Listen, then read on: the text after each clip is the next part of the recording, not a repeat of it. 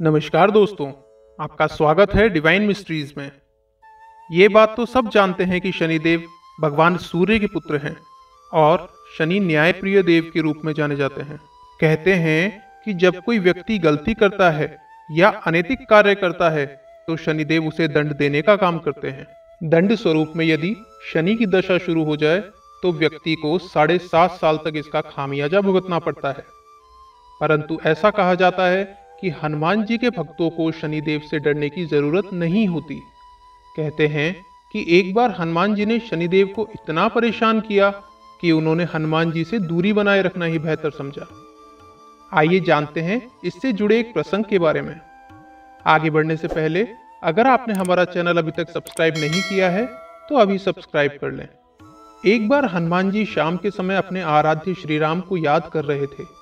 उसी समय शनिदेव उनके पास आकर आग्रह पूर्वक कर्कश आवाज में यह बोले कि मैं आपको यहाँ सावधान करने आया हूँ कि भगवान श्री कृष्ण ने जिस समय अपनी लीला का समापन किया था उसी वक्त से धरती पर कलयुग का आगमन हो गया था। इस कलयुग में कोई भी देवता पृथ्वी पर नहीं रह सकता, क्योंकि जो भी इस पृथ्वी पर रहता है उस पर मेरी 7.5 की दशा प्रभावी होती है। इसलिए मेरी यह 7.5 की दशा आप पर भी प्रभावी होने वाली है।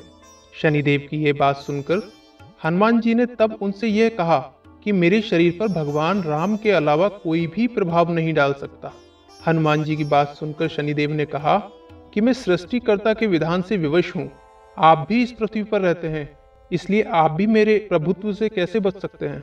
आपके ऊपर मेरी 7.5 अभी से प्रभावी हो रही है, इसलिए मैं आज और अभी आपके शरीर पर आ रहा हूँ। यह बात सुनकर हनुमान जी ने कहा, ठीक है, आपको आना ही है तो आ जाइए, मैं आपको रोकूंगा नहीं, परंतु ये बता दीजिए आप मेरे शरीर में रहेंगे कहाँ। इस पर शनिदेव ने बड़े गर्व से हनुमान जी से कहा कि मैं अपनी 7.5 में 2.5 साल मनुष्य के सिर पर बैठकर उसकी बुद्धि को विचलित करता हूँ, फिर 2.5 साल मनुष्य के पेट में बैठकर उसके शरीर को अस्वस्थ बनाता हूँ और साथ ही अपने 7.5 के अंतिम 2.5 वर्षों में मनुष्य के पैरों में रहकर उसे भटकाता हूँ। इतना कहकर शनिदेव हनुमान जी के माथे पर बैठ गए, जिससे हनुमान जी के सिर में खुजली होने लगी। तब हनुमान जी ने अपनी उस खुजली को मिटाने के लिए एक बड़ा सा पर्वत उठाकर अपने सिर पर रख लिया। तब शनिदेव उस पर्वत से दबकर घबराते हुए हनुमान जी से बोले कि यह आप क्या कर रहे हैं। तब हनुमान जी ने शनिदेव से कहा कि जिस तरह सृष्टिकर्ता के विधान से विवश है, उसी प्रकार मैं भी अपने स्वभाव से विवश हूँ। मैं अपने सिर की खुजली इसी प्रकार मिटाता हूँ। आप अपना काम करते रहिए, मैं अपना काम कर रहा हूँ। यह कहकर हनुमान जी ने एक और बड़ा पर्वत उखाड़कर अपने सिर पर रख लिया, जिससे शनिदेव पहले से अधिक दबने लगे। पर्वतों से दबे हुए शनिदेव जब पूरी तरह परेशान हो गए तो हनुमान जी से बोले कि आप इन पर्वतों को नीचे उतारिए, मैं आपसे संधि करने के लिए तैयार हूँ। शनिदेव के ऐसा कहने पर हनुमान जी ने एक तीसरा बहुत बड़ा पर्वत भी उठाकर अपने सर पर रख लिया। कहते हैं कि तीसरे पर्वत के बोझ से दबकर शनिदेव चिल्लाने लगे और बोले कि मुझे छोड़ दो, मैं कभी आपके नजदीक भी नहीं आऊंगा। लेकिन फिर भी हनुमान जी नहीं माने और चौथा पर्वत भी उठाकर अपने सिर पर रख लिया। तब इस बड़ी विपत्ति में फंसे शनिदेव ने हनुमान जी की विनती करते हुए कहा कि मुझे छोड़ दो पवन पुत्र, मैं कभी भी उन लोगों के समीप भी नहीं जाऊंगा जो आपका स्मरण करते होंगे।